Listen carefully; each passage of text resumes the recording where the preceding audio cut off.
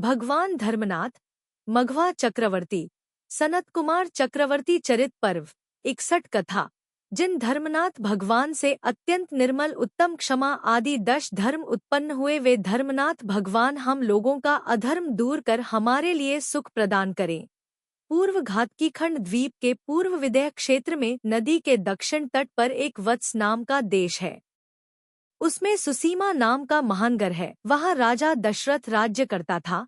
वह बुद्धि, बल और भाग्य तीनों से सहित था।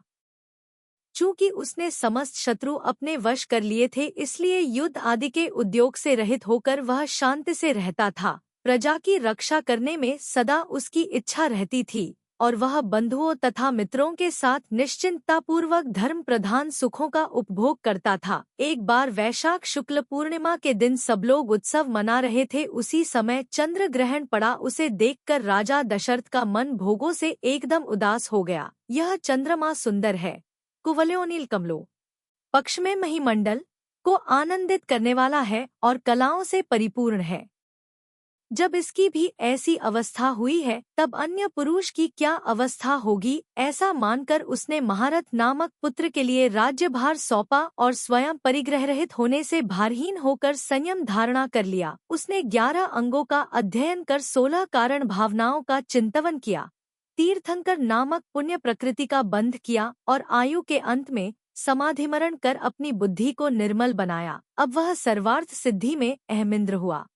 33 सागर उसकी स्थिति थी। 1 हाथ ऊंचा उसका शरीर था। 499 दिन अथवा 16.5 माह में एक बार कुछ श्वास लेता था। लोक नाड़ी के अंत तक उसके निर्मल अवधिज्ञान का विषय था। उतनी ही दूर तक फलने वाली विक्रिया तेज तथा बलरूप संपत्ति से सहित था। 30,000 वर्ष में एक बार मानसिक आहार लेता था। द्रव्य और भाव संबंधी दोनों शुल्कलेशाओं से युक्त था। इस प्रकार वह सर्वार्थ सिद्धि में प्रविचार रहित उत्तम सुख का अनुभव करता था। वह पुण्यशाली जब वहां से चलकर मनुष्य लोक में जन्म लेने के लिए तत्पर हुआ, तब इस जम्बूद्वीप के भरतक क्षेत्र में एक रत्नपुर नाम का नगर था। उसमें कुरुवंशी काश्यप गोत्री महातेजस्वी और महालक्ष्मी संपन्न महाराज भानु राज्य करते थे। उनकी महादेवी का नाम सुप्रभा था। देवों ने रत्नवृष्टि आदि संपदाओं के द्वारा उसका सम्मान बढ़ाया था।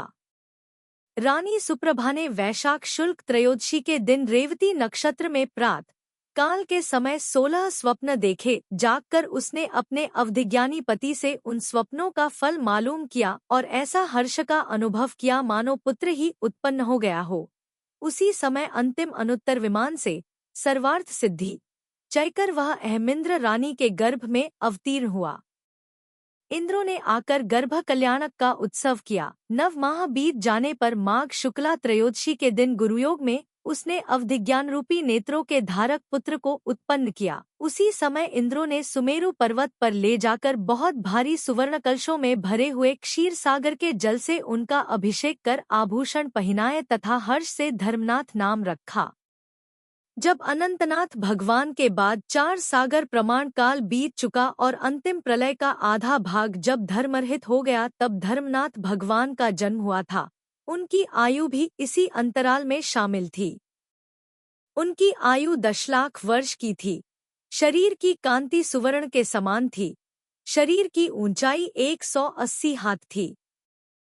जब उनके कुमारकाल के 2.5 लाख वर्ष बीत गए, तब उन्हें राज्य का अभ्युदय प्राप्त हुआ था। वे अत्यंत ऊंचे थे, अत्यंत शुद्ध थे, दर्शनीय थे, उत्तम आश्रय देने वाले थे और सबका पोषण करने वाले थे। शरद ऋतु के मेघ के समान थे अथवा किसी उत्तम हाथी के समान थे, क्योंकि जिस प्रकार उत्तम हाथी भद्र जाति का होता है, उसी प्रकार वे भी भद्र प्रकृति थे। उत्तम हाथी जिस प्रकार बहुदान बहुत मद से युक्त होता है, उसी प्रकार वे भी बहुदान बहुत दान से युक्त थे। उत्तम हाथी जिस प्रकार सुलक्षण अच्छे अच्छे लक्षणों से सहित होता है, उसी प्रकार वे भी सुलक्षण अच्छे सामुद्रिक चिन्हों से सहित थे। उत्तम हाथी जिस प्रकार महान होता है, उसी प्रकार वे भी महान श्रेष्ठ थे। उत्तम हाथी जिस प्रकार सुकरोत्तम सूंड से सहित होता है, उसी प्रकार वे भी सुकरोत्तम हाथों से सहित थे। और उत्तम हाथी जिस प्रकार सूर्यभुत्तम शब्द से सहित होता है, उसी प्रकार वे भी सूर्यभुत्तम मधुर शब्दों से सहित थे। वे दुर्जनों का निग्रह और सज्जनों का अनुग्रह करते थे, सो द्वेष अथवा इच्छा के वश नहीं करते थे, किंतु गुण और दोष की अपेक्षा करते थे।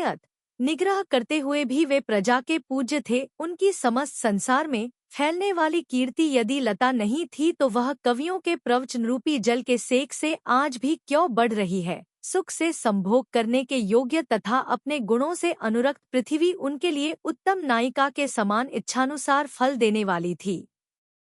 जब अन्य भव्य जीव इन धर्मनाथ भगवान के प्रभाव से अपने कर्मरूपी शत्रुओं को नष्ट कर निर्मल सुख प्राप्त करेंगे, तब इनके सुख का वर्णन कैसे किया जा सकता है। जब 5 लाख वर्ष प्रमाण राज्यकाल बीत गया, तब किसी एक दिन उल्कापात देखने से इन्हें वैराग्य उत्पन्न हो गया। विरक्त होकर वे इस प्रकार चिंतन करने लगे, मेरा यह शरीर कैसे, कहाँ और किससे उत्पन्न हुआ है, किमात्मक है, किसका पात्र है और आगे चलकर क्या होगा। ऐसा विचार न कर मुझ मूर्ख ने इसके साथ चिरकाल तक संगति की। पाप का संचय कर उसके उदय से मैं आज तक दुख भोगता रहा। कर्म से प्रेरित हुए मुझ दुर्मति ने दुख को ही सुख मानकर कभी शाश्वत स्थायी सुख प्राप्त नहीं किया। मैं व्यर्थ ही अनेक भवों में भ्रमण कर थक गया। ये ज्ञान दर्शन आदि मेरे गुण हैं, यह मैंने कल्पना भी नहीं की, किंतु इसके विरुद्ध बुद्धि के विपरीत होने से रागादि को अपना गुण मानता रहा। स्नेह तथा मोहरूपी ग्रहों से ग्रसा हुआ यह प्राणी बार बार परिवार के लोगों तथा धन का पोषण करता हुआ पाप उपार्जन करता है और पाप के संचय से अनेक दुर्गतियों में भटकता है। इस प्रकार भगवान को स्वयं बुद्ध जानकर लौकांतिक देव आए और बड़ी भक्ति के साथ इस प्रकार स्तुति करने लगे कि हे देव, आज आप कृतार्थ कृतकृत्य हुए। उन्होंने सुधर्म नाम के ज्येष्ठ पुत्र के लिए राज्य दिया, दीक्षा कल्याणक के समय होने वाले अभिषेक का उत्सव प्राप्त किया, नागदत्ता नाम की पालकी में सवार होकर ज्येष्ठ देवों के साथ शाल्वन के उद्यान में जाकर 2 दिन के उपवास का नियम लिया और माघशुल्का त्रयोदशी के दिन सायंकाल के समय पुष्य नक्षत्र में 1000 राजाओं के साथ मोक्ष प्राप्त कराने वाली दीक्षा धारण कर ली। दीक्षा लेते ही उन्हें मन पर्याय ज्ञान उत्पन्न हो गया। वे दूसरे दिन आहार लेने के लिए पताकाओं से सजी हुई पाटलिपुत्र नाम की नगरी में गए। वहां सुवर्ण के समान कांति वाले धन्यसेन राजा ने उन उत्तम पात्र के लिए दान देकर पंचाश्चर्य प्राप्त किए। तदंतर छद्मस्त अवस्था का 1 वर्ष बीत जाने पर उन्होंने उसी पुरातन वन में सप्तच्छद वृक्ष के नीचे 2 दिन के उपवास का नियम लेकर योग धारण किया और पौष शुक्ल पूर्णिमा के दिन सायंकाल के समय पुष्य नक्षत्र में कवल ज्ञान प्राप्त किया। देवों ने चतुर्थ कल्याणक की उत्तम पूजा की। वे अरिष्टसेन को आदि लेकर 43 गणधरों के स्वामी थे, 911 पूर्वधारियों से आवृत थे, 40,700 शिक्षकों से सहित थे, 3,603 प्रकार के अवधिज्ञानियों से युक्त थे, 4,500 केवल ज्ञानी उनके साथ थे, 7,000 विज्ञारिद्धि के धारक उनकी शोभा बढ़ा रहे थे, 4,500 मन परिज्ञानी उन्हें घेरे रहते थे, 2,800 वादियों के समूह उनकी वंदना करते थे। इस तरह सब मिलाकर 64,000 मुनि उनके साथ रहते थे। सुव्रता को आदि लेकर 62,400 आर्यिकाएं उनकी पूजा करती थीं। वे 2 लाख श्रावकों से सहित थे, 4 लाख श्राविकाओं से आवृत थे, असंख्यात देव देवियों और संख्यात तिर्यंचों से सेवित थे। इस प्रकार 12 सभाओं की संपत्ति से सहित तथा धर्म की ध्वजा से सुशोभित भगवान ने धर्म का उपदेश दिया। अंत में विहार बंद कर वे पर्वतराज समेत शिखर पर पहुँचे और 1 माह का योग निरोध कर 809 मुनियों के साथ ध्यानारूढ़ हुए तथा ज्येष्ठ शुक्ला चतुर्थी के दिन रात्रि के अंत भाग में सूक्ष्म क्रिया प्रतिपाती और व्युपर्त क्रिया निवर्ती नामक शुल्क ध्यान को पूर्ण कर पुष्य नक्षत्र में मोक्षलक्ष्मी को प्राप्त हुए। उसी समय सब ओर से देवों ने आकर निर्वाण कल्याणक का उत्सव किया तथा वंदना की, जो पहले भव में शत्रुओं को जीतने वाले दशरथ राजा हुए, फिर अहमिंद्रता को प्राप्त हुए तथा जिनके द्वारा कहे हुए 10 धर्म पापों के साथ युद्ध करने में 10 रथों के समान आचरण करते हैं, वे धर्मनाथ भगवान तुम सबकी रक्षा करें,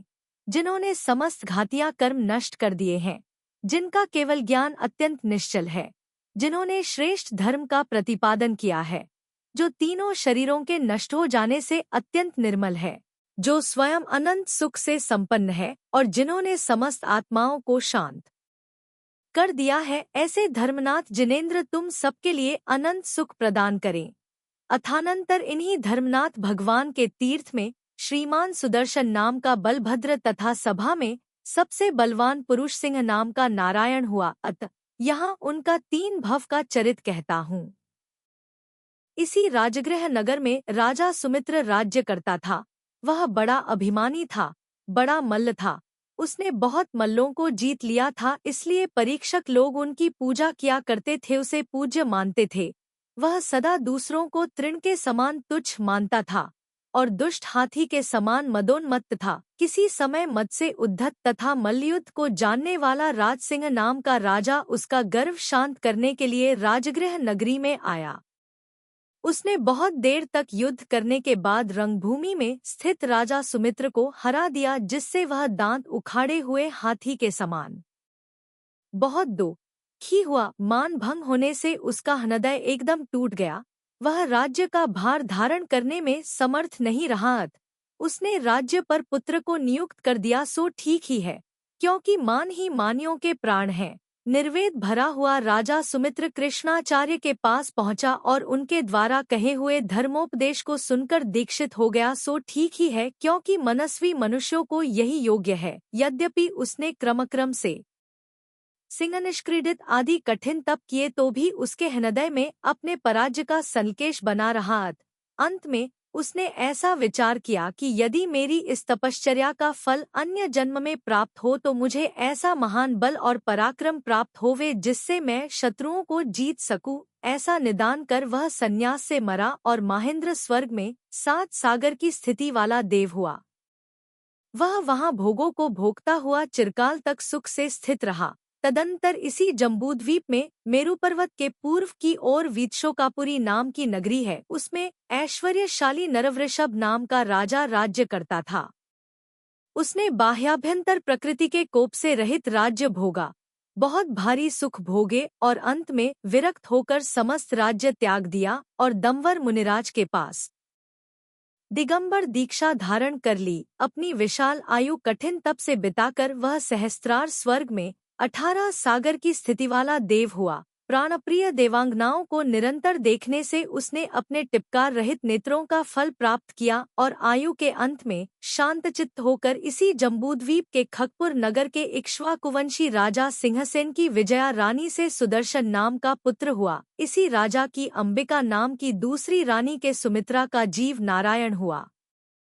वे दोनों भाई 45 धनुष ऊंचे थे और 10 लाख वर्ष की आयु के धारक थे। एक दूसरे के अनुकूल बुद्धि, रूप और बल से सहित उन दोनों भाइयों ने समस्त शत्रुओं पर आक्रमण कर आत्मीय लोगों को अपने गुणों से अनुरक्त बनाया था। यद्यपि उन दोनों की लक्ष्मी अविभक्त थी, पर बांटी नहीं गई थी, तो भी उनके लिए कोई दोष उत्पन्न नहीं करती थी, सो ठीक ही है, क्योंकि जिनका चित्त शुद्ध है उनके लिए सभी वस्तुएं शुद्धता के लिए ही होती हैं। अथानंतर इसी भरतक क्षेत्र के कुरुजांगल देश में एक हस्तिनापुर नाम का नगर है। उसमें मधुक्रीड नाम का राजा राज्य करता था। वह सुमित्र को जीतने वाले राजसिंह का जीव था। उसने समस्त शत्रुओं के समूह को जीत लिया था। वह तेज से बढ़ते हुए बलभद्र और नारायण को नहीं सह सका, इसलिए उस बलवान ने करस्वरूप अनेकों श्रेष्ठ रत्न मांगने के लिए दंडगर्भ नाम का प्रधानमंत्री भेजा। जिस प्रकार हाथी के कंठ का शब्द सुनकर सिंह क्रुद्ध हो जाते हैं, उसी प्रकार सूर्य के समान तेज के धारक दोनों भाई प्रधानमंत्री के शब्द सुनकर क्रुद्ध हो उठे और कहने लगे कि वह मूर्ख खेलने के लिए सांपों भरा हुआ कर मांगता है, सो यदि वह पास आया तो उसके लिए वह कर अवश्य दिया जाएगा। इस प्रकार क्रोध से वे दोनों भाई कठोर शब्द कहने लगे और उस मंत्री ने शीघ्र ही जाकर राजा मधुक्रीड को इसकी खबर दी। राजा मधुक्रीड भी उनके दुर्वचन सुनकर क्रोध से लाल शरीर हो गया और उनके साथ युद्ध करने के लिए बहुत बड़ी सेना लेकर चला। युद्ध करने में चतुर नारायण भी उसके सामने आया। उस पर आक्रमण किया, चिरकाल तक उसके साथ युद्ध किया और अंत में उसी के चलाए हुए चक्र से शीघ्र ही उसका सिर काट डाला। दोनों भाई 3 खंड के अधीश्वर बनकर राज्य लक्ष्मी का उपभोग करते रहे। उनमें नारायण आयु का अंत होने पर 7वें नरक गया। उसके शोक से बलभद्र ने धर्मनाथ तीर्थकर की शरण में जाकर दीक्षा ले ली और पापों के समूह को नष्ट कर परम पद प्राप्त किया। देखो, दोनों ही भाई शत्रुसेना को नष्ट करने वाले थे, अभिमानी थे, शूरवीर थे, पुण्य के फल का उपभोग करने वाले थे और 3 खंड के स्वामी थे, फिर भी इस तरह दुष्ट कर्म के द्वारा अलग अलग कर दिए गए। मोह के उदय से पाप का फल नारायण को ही प्राप्त हुआ, इसलिए पापों की अधीनता को धिक्कार है। पुरुष सिंह नारायण पहले प्रसिद्ध राजगृह नगर में सुमित्र नाम का राजा था, फिर महेंद्र स्वर्ग में देव हुआ, वहां से च्युत होकर इस खगपुर नगर में पुरुष सिंह नाम का नारायण हुआ और उसके पश्चात भयंकर 7वें नरक में नारकी हुआ। मधुक्रीड प्रतिनारायण पहले मदोन्मत्त हाथियों को वश करने वाला राजसिंह नाम का राजा था, फिर मार्ग भ्रष्ट होकर चिरकाल तक संसार रूपी वन में भ्रमण करता रहा।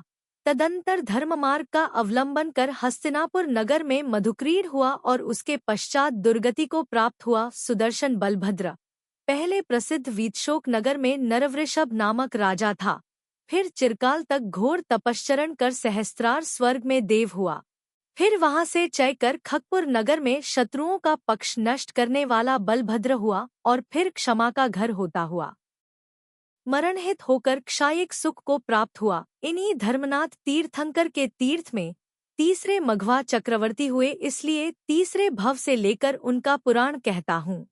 श्रीवासुपूज्य तीर्थंकर के तीर्थ में नरपति नाम का एक बड़ा राजा था। वह भाग्योदय से प्राप्त हुए भोगों को भोग कर विरक्त हुआ और उत्कृष्ट तपश्चरण कर मरा। अंत में पुण्योदय से मध्यम ग्रैवेक में अहमिंद्र हुआ। 27 सागर तक मनोहर दिव्य भोगों को भोग कर वह वहां से च्युत हुआ और धर्मनाथ तीर्थंकर के अंतराल में कौशल नामक मनोहर देश की अयोध्यापुरी के स्वामी इक्ष्वाकुवंशी राजा सुमित्र की भद्रारानी से मघवान नाम का पुण्यात्मा पुत्र हुआ। यही आगे चलकर भरत क्षेत्र का स्वामी चक्रवर्ती होगा। उसने 5 लाख वर्ष की कल्याणकारी उत्कृष्ट आयु प्राप्त की थी।